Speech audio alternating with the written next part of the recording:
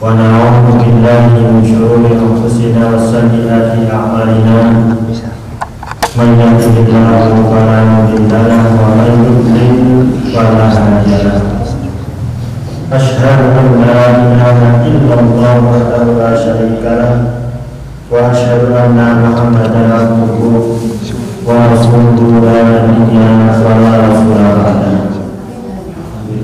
يا أيها الذين آمنوا اتقوا الله حق تقاته ولا تموتن إلا وأنتم مسلمون يا أيها الذين آمنوا اتقوا الله وقولوا قولا سديدا يصلح لكم أعمالكم ويغفر لكم ذنوبكم ومن يطع الله ورسوله فقد فاز فوزا عظيما اللهم إنا نسألك علما نافعا ورزقا طيبا وعملا متقبلا رب اشرح لي صدري ويسر لي أمري واحلل عقدة من لساني يفقهوا قولي أما بعد alhamdulillah menjadi awal atau pembuka kita pada acara yang insya Allah diberkahi Allah Subhanahu Wa Taala.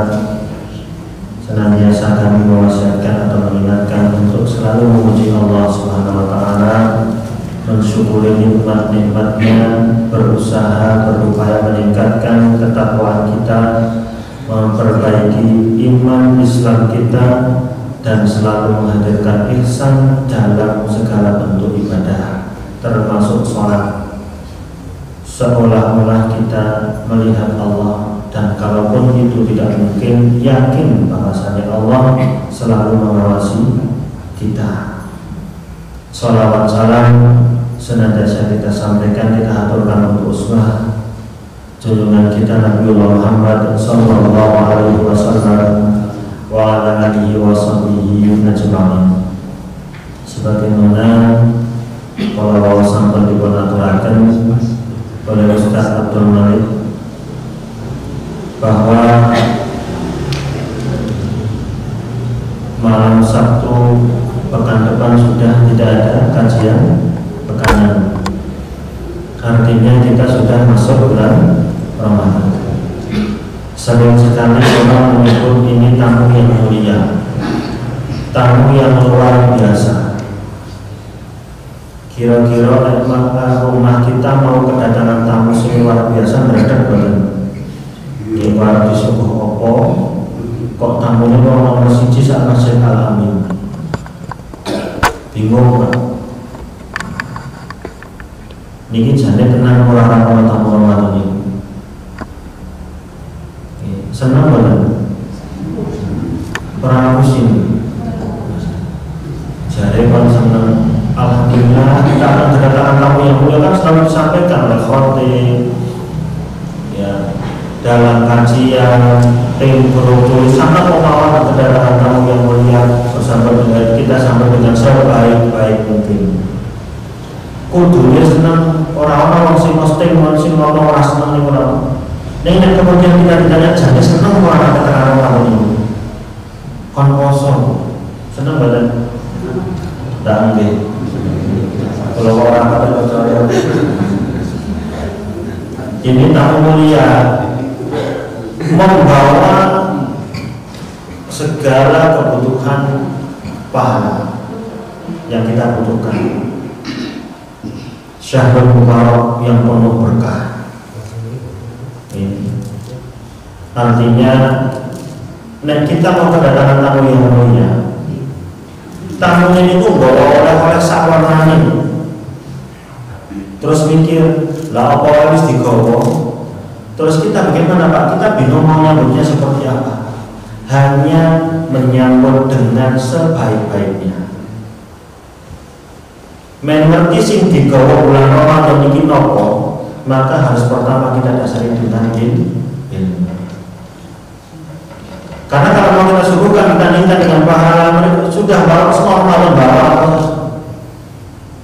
Ada orang datang ke rumah kita bawa apa saja kebutuhan kita, diberi butuh apa kebutuhan itu bawa semua. Terus mau kita suguh apa? Makanan terbaik sudah dia bawa. Oke, maka pokoknya pokoknya disambut dengan sesantai mungkin, sebaik mungkin, dengan ilmu yang baik, termasuk Ramadan. Enten sing jenenge Ramadan, bulan puasa, bulan Quran, bulan penuh berkah, bulan pengampunan. Ngelumpuk ikuti Ramadan 1 tahun sekali dalam 1 bulan. 1 tahun sekali cuma 1. Kenapa dinamakan syahrul Quran, bulan Quran? Karena Allah pernah menurunkan Al-Quran pada malam Lailatul Qadar. Quran sak mushaf pernah Allah turunkan ke langit dunia. Inna anzalnahu fi lailatul qadar. Sesungguhnya kami telah turunkan Al-Quran pada malam Lailatul Qadar. Jadi pernah Allah turunkan. Nek Allah pakai bahasa inna itu berarti kami. Nek ini aku. Kenapa Allah pakai bahasa kami? Allah sering menyebut kami ciptakan. Inna anzalna. Allah juga sering pakai kalimat aku. Nek bahasa kita kami itu berarti mewakili dan lebih dari 1 orang.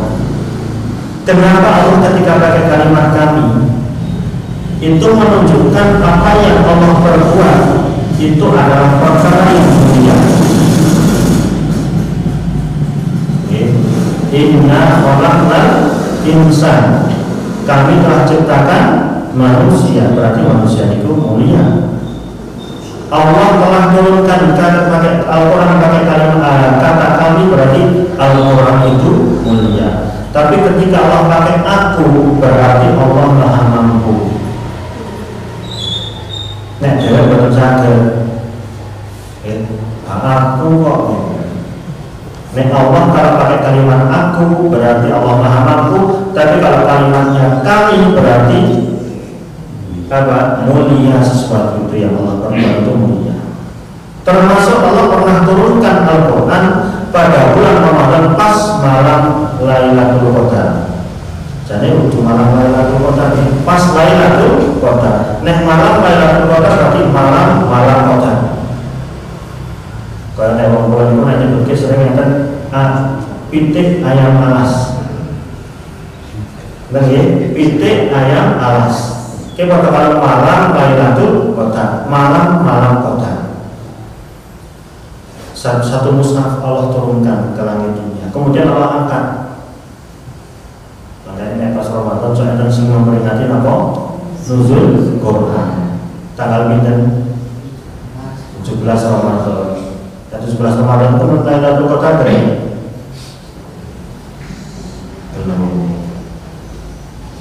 Allah turunkan Al-Quran pada malam Lailatul Qadar 1 mushaf, kemudian Allah angkat, kemudian turun zaman sesuai waktu, sesuai asbab nuzulnya. Al-Quran itu enten yang turun, enten asbab nuzul, enten sing boten melalui asbab nuzul, dan yang lebih banyak itu tidak melalui asbab nuzul. Supaya apa? Tidak merepotkan Muhammad. Tidak merepotkan Muhammad. Lek ngamalke men ora kangelan, lek ngamalke men ora kesusu, lek dawake ora repot. Nek 1 mushaf beda dengan Zabur, Taurat, Injil, 1 mushaf langsung.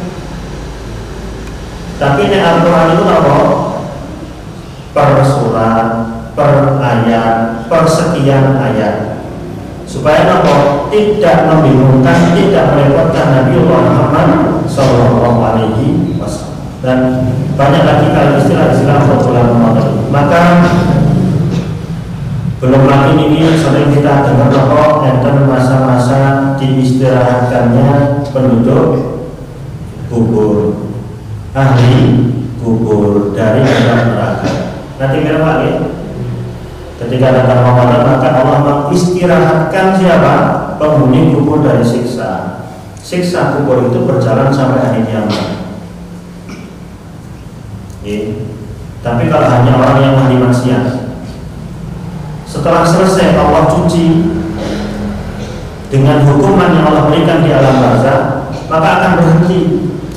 Tapi ada orang-orang yang menyimpang, orang yang tidak ahli ibadah, tidak beriman, itu siksanya sepanjang zaman sampai nanti datang kiamat. Maka Allah mengistirahatkan di antaranya ada 3 waktu, wallahu a'lam. Cuma menurut Al-Imam Ibnu Rajab Al-Hambali ini hadisnya lemah. Yaitu apa? Allah mengistirahatkan penghuni kubur selama sebulan Ramadan. Ini banyak diperbincangkan oleh para ulama. Ada yang cari selamat saja, pokoknya kita tidak ngerti itu ilmu gaib dan kita tidak ngerti. Kecuali yang Nabi kabarkan langsung ketika lewat kuburan, kemudian apa? Mendengar atau mendapatkan wahyu bahwasanya ada 2 penghuni kubur di situ yang sedang Allah adab. Wa ma yu'adzabani min kabirin. Sementara ketika diadab itu bukan karena dosa besar, bukan karena dosa yang luar biasa, tapi apa? Dalam dosa yang remeh. Maksudnya remeh ini apa? Mudah sekali kita kerjakan. Maka Rasulullah ambil kelapa kurma yang masih basah, kemudian dibelah jadi 2, ditancapkan satu-satu. Apa maksudnya? Allah akan mendinginkan kubur ini selama pelapah ini belum kering. Berarti nek wis koreng 1 hari, berarti apa? Allah melanjutkan siksanya. Apa? Yang satu namimah, sok ngadu domba. Jadi ngadu domba itu YouTube manusia. Jadi orang Islam tidak ada domba, oke? Promosi mana? Bisa. Ini kok sih ngadu domba, sih ngomong kali itu. Sekarang orang Islam sedang diadu domba. Ini kok sih ngomong itu sih ngadu domba. Yang satunya apa?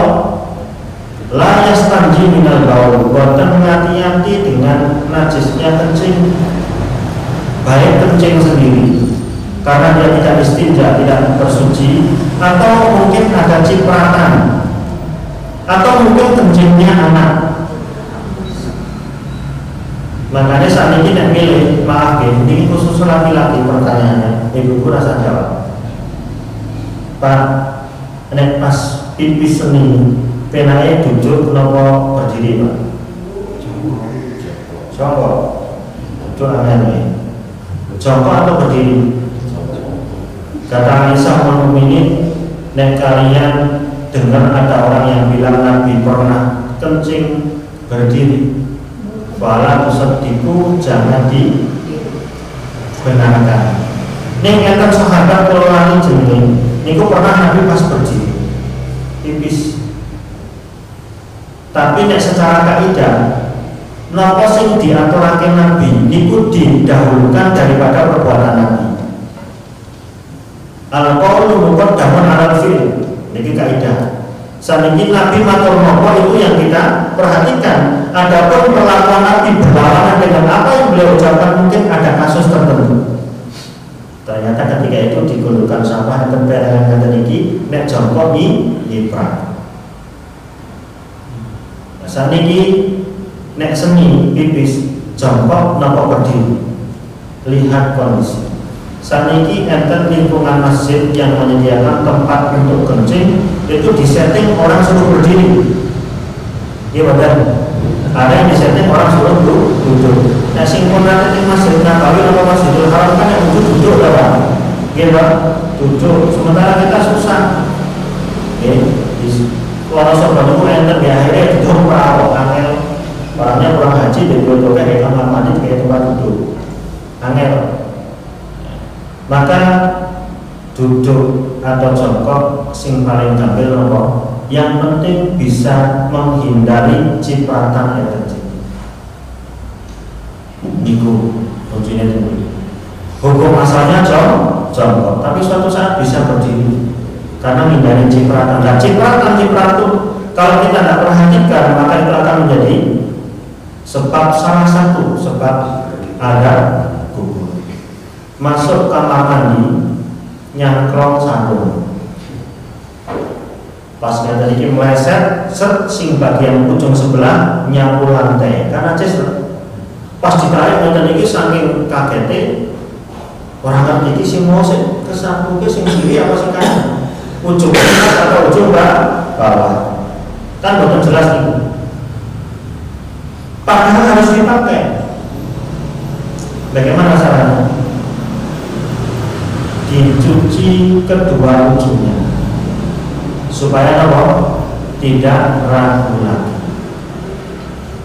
Wis kene apa kene ya? Wis kene lah dianggap kok soal ragu aja sing kene. Supaya hilang keraguan itu, padahal harus dipakai maka apa? Dicuci kedua sisinya.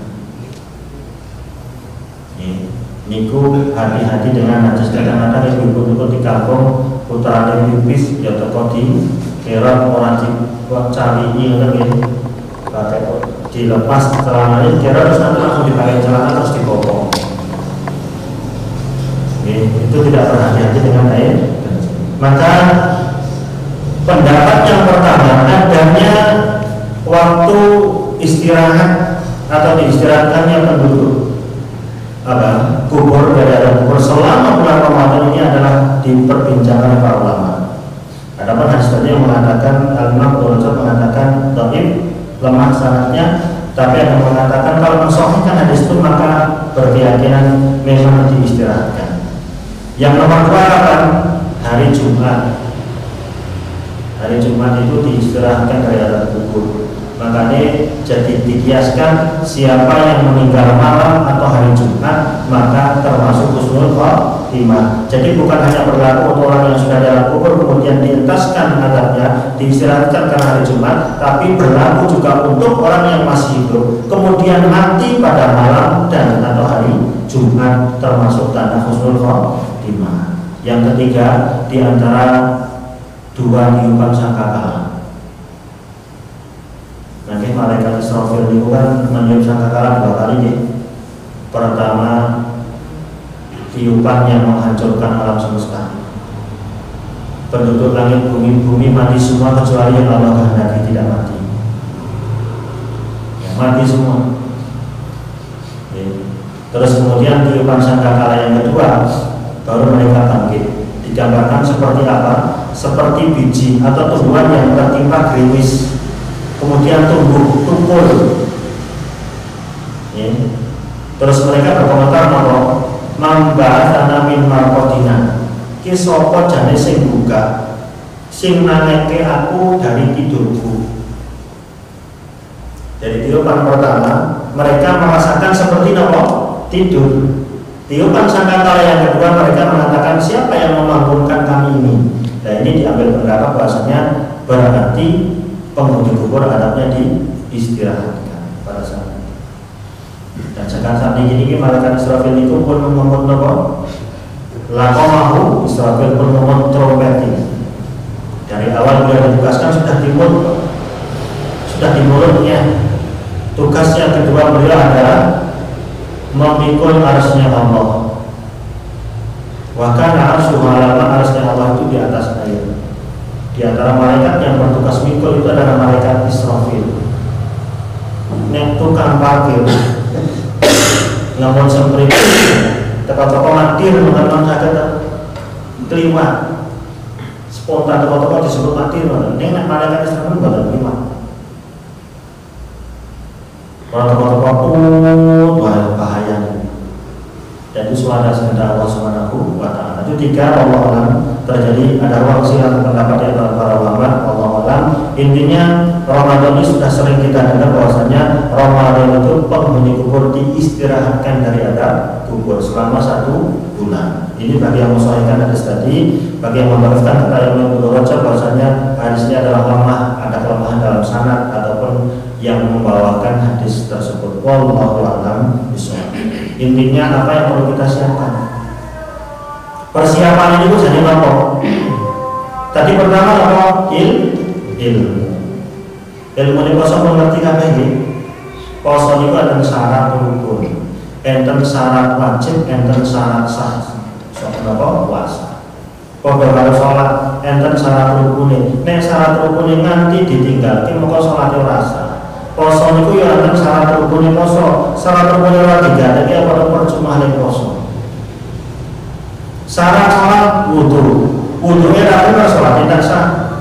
Rukun sholat berdiri. Wong mampu berdiri kok sholatnya nggak berdiri tidak sah. Kecuali sholat sunnah. Sholat sunnah itu boleh duduk. Mungkin karena capek, besok kalau mau tambah capek, imamnya bacanya panjang boleh duduk. Tapi teorinya nggak duduk terus. Ketika imam sudah mau di penghujung ayat, maka dia berdiri sebentar, terus nanti rukuk bareng imam dan jamaah yang lainnya. Ini pun nasi diwaca justru rukuk nasi apa? Nasi diwaca apa? Orang aku menunggu duduk. Ketika imam bacanya panjang, karena dia tidak mampu dia duduk. Cuman ketika tinggal beberapa ayat akhir yang dibaca, maka yang duduk itu berdiri. Ikut 3 atau 4 ayat, kemudian rukuk bersama imam dan jamaah yang lainnya. Niku nek ngerti, kenal, paham dengan ayat yang dibaca sama imam. Nek tidak kenal, masa jauh, nggak bikin. Tapi kalau sholat wajib, rukunnya harus berdiri. Tidak berdiri tidak sah. Sholat wajib rukunnya atau sholat sunnah adalah takbiratul ihram. Pernah tahu orang ibu Pak, nek takbiratul ihram itu hukumnya rukun. Bukan ngangkat tangannya, ngangkat tangannya hukumnya sunnah. Kalau sholat Allahu Akbar itu betul apa? Tapi dia kehilangan pahala sunnah. Tapi ketika orang sholat takbir pertama apabila Allahu Akbar ini tidak diucapkan, maka sholatnya tidak sah. Makanya orang yang meninggalkan rukun ibadah itu ada 4 gambaran. Orang beribadah, setiap ibadah ada syarat rukuni. Contoh masalah sholat, contoh masalah puasa itu ada syarat rukuni. Sekarang orang yang sholat, misalnya, niku kadang-kadang tidak menjalankan rukun atau syarat sholat, maka sholatnya batal. Misalkan contoh pertama, orang sholat takbiratul ihram tidak Allahu Akbar. Kenapa dinamakan takbiratul ihram, Pak? Kenapa? Takbir pertama yang setelah takbir itu diharamkan melakukan aktivitas di luar sholat. Makin halal balik ketika sudah mengucapkan 2 salam.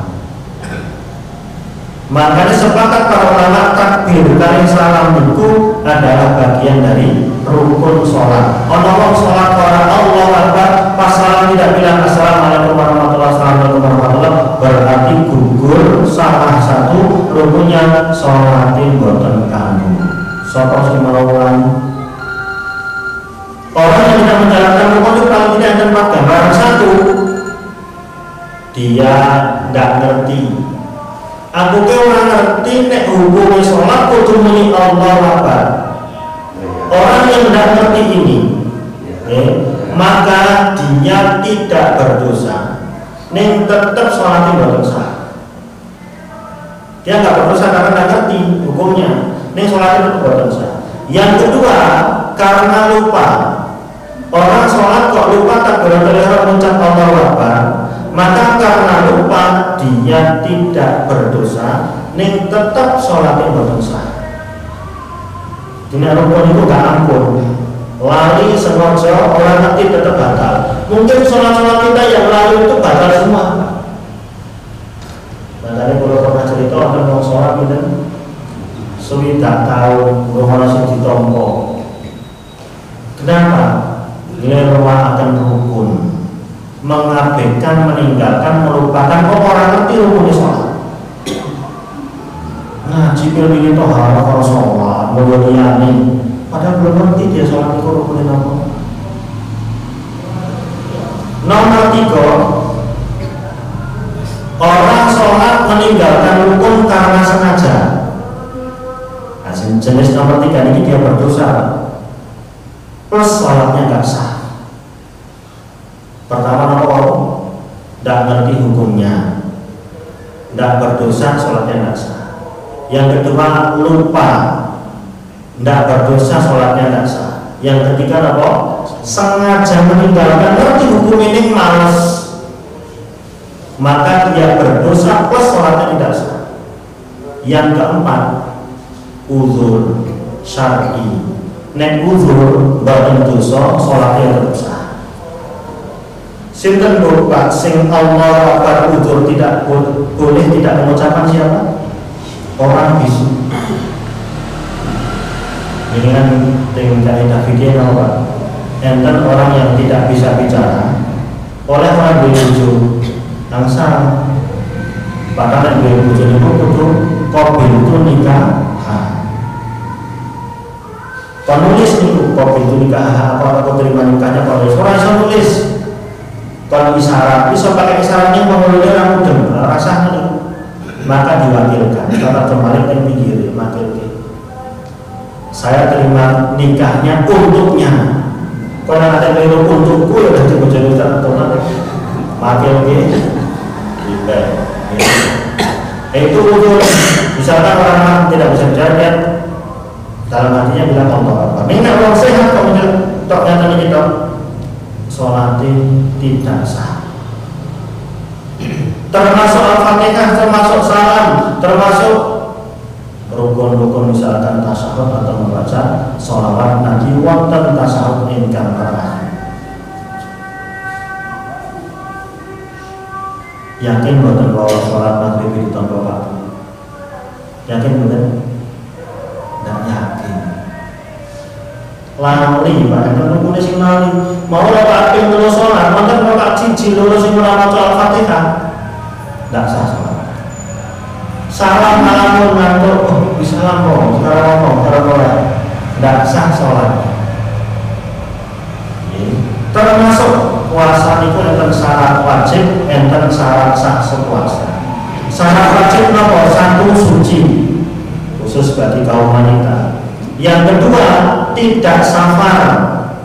Yang ketiga, tidak sakit. Berarti niku pun angsal syarat wajib poso. Suci, tidak safar, tidak sakit. Nek biar kalau tidak suci kemudian safar atau sakit, tidak wajib lagi. Umpamanya cek poso Ramadan kok saya pergi ke Jawa Timur, niku sudah tidak wajib, boleh berbuka. Tapi gantilah pada hari yang lain. Makanya nek safar itu masalah ini pun nek lemes ngantek ora kuat, niku nek poso terus ora kanggo poso ini percuma. Tapi kalau dia masih kuat silahkan diteruskan. Tapi kalau misalkan dia sudah rotor stop, maka niku dia pilihan silahkan. Teruskan puasa boleh, mau berbuka karena dia kembali ke hukum asal yaitu musafir, termasuk sholat. Orang sakit macam-macam, sakit dan sing masih bisa menahan puasa. Misalkan sering lupa, kadang-kadang memanfaatkan waktu. Contohnya, ini maksudnya salah ini. Orang sakit mah atau sakit yang lainnya, biasanya mual. Ketika mual dia bilang kamu sakit gak usah puasa, percuma orang puasa ya makan, tak poso lain orang doyan makan. Jadi poso ini itu berkontak doyan makan padahal dia sakit ya Allah mesti kok nyuruh diinfus dan diinfus batal bener poso diinfus batal bener. Nah infus ini kok ganti makanan nih enak vaksin buatan batal nek vaksin. Tapi nek infus ganti makanan maka membatalkan. Nek udur ngerokok batal bener. Emang itu ganti makanan? Nah, yang membatalkan itu yang mengganti makanan, Pak, ganti nutrisi makanan itu batal.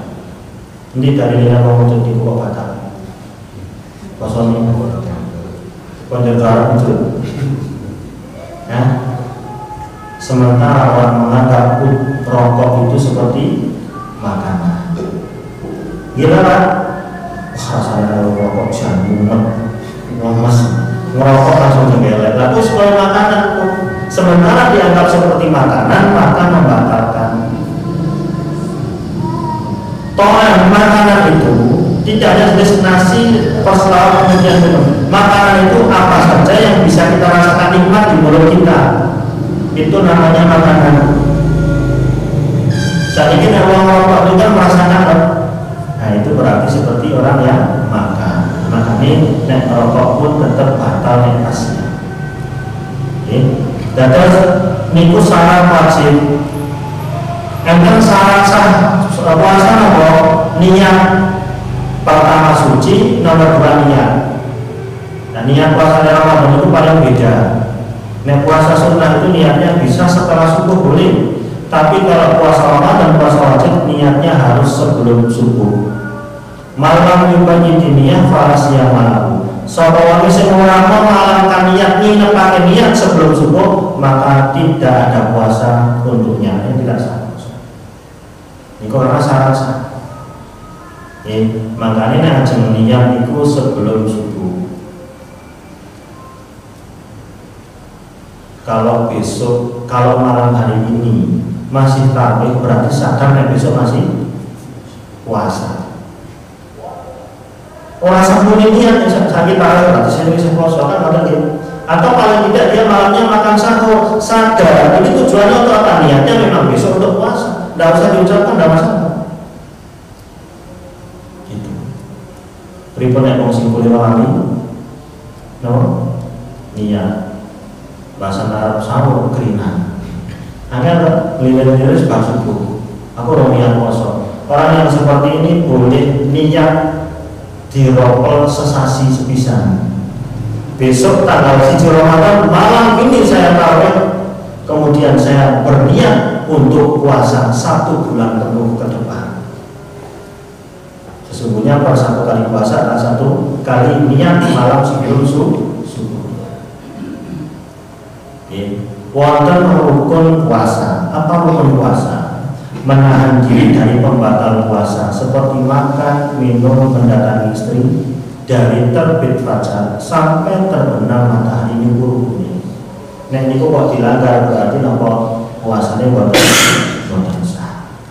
Ini bekal yang pertamanya untuk Ramadan yang membawa segala bentuk atau jenis pahala yang luar biasa, cukup dengan berilmu.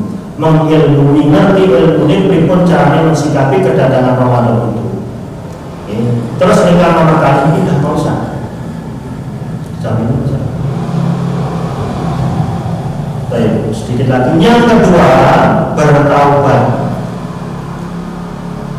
Kalau kita mau puasa silakan bertaubat dulu, walaupun itu nggak harus.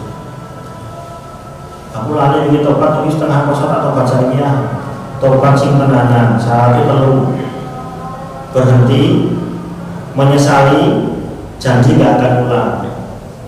Kalau kita punya dosa sama Allah, syaratnya perlu punya tobat. Ini tobat nasuha, berhenti dari dosa, dan mau ulangi dosa itu, dan janji ikrar tidak akan mengulang. Nenek dosanya sesama manusia, maka tambah 1 harus menunaikan haknya. Kalau saya pernah marah, tambah 1 minta maaf. Nek saya dosanya adalah karena hutang sekira bayar, ya dia berhenti, menyesali, tidak mau ulangi, ya dibayar hutang ini. Nek hak adamnya nggak dibayar, nggak ditunaikan, maka taubatnya tidak diterima, karena itu salah. Sing paling angel itu nek duwe salah kalau menungso, tobat syarat tolong dilaksanakan. Ini siji niku sing repot. Apa meneh tobat saka gibah. Bu, Pak, nek pas gibah, nek pas ngrasani. Kira-kira sing dirasani niku krungu ben. Cara nang Jawa niku aku makni ngaso wae sik kondoke aku pilih makni ngono. Nek mriki nggih ya. Dan kira-kira ras niku. Dan nek omah kupu-kupu mlebu omah buka arep tamu bawa rezeki. Perencanaan arep omah nang rambutan jarine arep ono tamu. Niku jane tak yo. Jangan biasa. Nek ajeng melakukan perjalanan itu mencoba mewakili jalannya ke arah sana, cul, kok nyampe kanan kiri, wah situ aku. Bahaya nek terus akeh omongan kowe kanan kiri, jenengane tak tahu. Padahal nek pas naik mobil dek ngenten gandaran lewat ketlindes mah rasa terus akeh. Gebyur saiki kalau tukang cuci. Oh banyu ayah terus. itu tatoyur, menganggap sial lewat makhluk Allah itu mboten masalah. Jadi bertaubat. Apakah harus minta maaf nek dua salah itu minta maaf, walaupun nggak harus sebelum puasa, pas puasa atau pas Idul Fitri silahkan. Maka sebelum puasa biasanya udah maaf-maafan ya. Chattingan akan minta maaf ada salah-salah kata macam-macam ini. Salah-salah ya boleh baik tapi nggak harus pada saat itu. Pokoknya dalam Al-Quran, bahasanya saya langsung sasi dalam Al-Quran, tetapi ini juga yang meyakini bahasanya harus sebelum puasa. Kemudian yang terakhir yang nomor 3 bekal kita apa? Mohon kemudahan kepada Allah. Tak tanya, nek kosong itu Ramadan itu angel belum? Susah ya? Susah. Jadi ini yang poso alhamdulillah Ramadan kalau ngirit anggaran. Yang para membengkak masa ini nek pas tangi oh jangan biasa ya orang belum tangi salah rasa. Misalkan poso niatnya kalau ngirit angkel pengeluaran, kalau ingin melangsingkan tubuhan, posonya rata berpahala. Nah, mintalah kemudahan sama Allah. Anda berdoa orang yang dalam kesulitan, kerepotan, kesusahan, doanya adalah Allahumma la sahla illa ma ja'altahu sahla wa anta taj'alul hazana idza syi'ta sahla. Itu dongane wong sing kesulitan. Dalam perjalanan pas Ramadan itu nggak lempeng-lempeng mulus enak saja. Enten kesulitan, enten kepayahan, repot. Dan itu setiap kita mau berdatangan Ramadan mohon kemudahan kepada Allah Subhanahu wa Ta'ala. Jadi paling tidak niku 3 bekal kita untuk menyambut datangnya bulan yang mulia yaitu syahrul Ramadan. Itu pertama apa? Mengilmui tentang Ramadan. Yang kedua apa? Taubat. Yang ketiga minta kemudahan untuk melaksanakan bulan Ramadan siang dan malamnya dengan berdoa Allahumma la sahla illa ma ja'altahu sahla. Ya Allah, tidak ada kemudahan kecuali yang Kau jadikan mudah. Wa anta taj'alul hazana idza syi'ta sahla. Dan Kau akan menjadikan apa? Kesedihan, kesusahan itu mudah jika Allah menghendaki. Wallahu a'lam bishawab. Maka kan ingkang sangat dibatalkan mungkin yang kecil dan jelas boleh ditanyakan. Ustaz, kaitannya tadi sempat disinggung tentang yang pelepah kurma itu, sebagian ada yang mengambil istidlal dari hadis itu untuk menaburkan bunga di atas makam atau yang sejenisnya dengan satu permintaan bahwa mudah-mudahan si mayit yang di dalam kubur itu diringankan siksanya atau pemahamannya bagaimana? Apakah setelah Rasulullah menancapkan pelapah kurma yang segar tadi, kemudian beliau mengajukan kepada umatnya atau sekedar informasi? Ada anjuran nggak di situ? Terkesan anjuran betul Pak? Itu kekhususan yang dilakukan Rasulullah, diperintahkan pada mendapatkan wahyu untuk menolong penghuni kubur tadi dengan cara apa? Menancapkan pelapah kurma yang masih basah supaya ringan. Sebelum pelapah kurma itu kering, maka akan diringankan di situ. Ya, itu informasi dari Nabi dan itu kekhususan yang dilakukan Rasulullah. Kalau kita mau mengkiaskan dengan benda yang lainnya, apa kuasa kita? Adakah itu tuntunan misalkan atau perintah? Kan terkesan tidak ada. Selesai. Maka bagi yang melakukan itu barangkali mengkiaskan ke dalam kisah tadi. Selesai, itu Rasul sebutkan seperti itu. Dan beliau tidak menganjurkan untuk kita berbuat demikian. Mungkin kalau ada makam yang melekat sudah lama karena kering itu boleh disiram pakai air, disiram supaya nggak melekat, nggak ambrol gitu dan seterusnya. Silahkan merawat, apalagi itu masih baru silahkan. Ya kalau misalkan kita kasih air ya karena memang supaya tidak meledak, supaya tidak gersang dan nanti mudah hewan buas untuk melubangi penggaruk-garuk itu maka boleh. Wallahu a'lam. Dari situ apakah dikiaskan di situ Rasulullah SAW tidak menganjurkan kemudian kepada umatnya untuk ditiru. Sekedar informasi dan para sahabat tidak kemudian terus diincepi kami itu kan tidak ada dikisahkan dalam itu. Wallahu a'lam bishawab. Sambut. Dan ya itu saja mungkin Allah alam para nabinya kebenaran semata dari Allah Subhanahu wa taala kepada Nabi Muhammad sallallahu besar-besarnya. Wallahu a'lam bishawab. Kita akhiri billahi taufiq wal hidayah. Wassalamualaikum warahmatullahi wabarakatuh.